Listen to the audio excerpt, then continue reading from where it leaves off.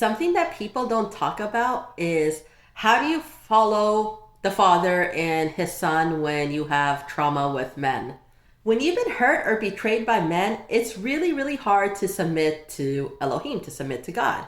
Also, I'm a single mom to a son, and this also added another layer of this because I remember one time I was on the phone with a former friend and I was telling her how men are trash. This was many years ago. I obviously don't have this mentality now, but I was just going on, and my son overheard me and he started to cry. And he's like, Mom, if men are trash, I'm a man. Does that mean that I'm trash? And I was like, Of course not. But he's like, But you're saying all men are trash.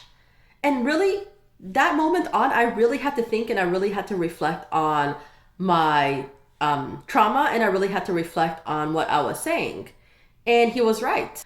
I realized that my pain could affect him and I realized that I needed to change my perception of men. So how did I get to the point that I am now where I actually respect men? For me personally, it began with some simple steps. So back when I was watching TV and media, I would look at good examples of men in media. I would look at examples of masculine men in media, what it truly means to be a healthy masculine man. At one point, I had actually gotten coaching from a masculine man, and I had poured out my trauma to him, and he really coached me through that. That guy he was amazing. And he really helped me change my perception of men as well. When I was real active on like Instagram and social media back then, I would also follow examples of healthy masculine men. But also, another layer to the healing was prayer. Another layer was reading my Bible every single day. Another layer was having others pray and intercede for me. And then for the first time ever, I was able to hear Yahuah's voice. And I had him guide me through my life. Even though it was hard at times, I resisted at times. I did not like, it felt like control at times, but it was not control. Because he gives us free will at the end of the day.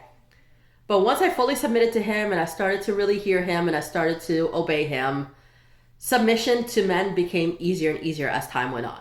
Again, I'm not 100% there. There are things that do trigger me from time to time. For example, when my son asks me for a cup of water and I'm literally right in front of the water filter, because I don't like to be told what to do by men, I'm like, do it yourself. But he's like, Mom, you're right there.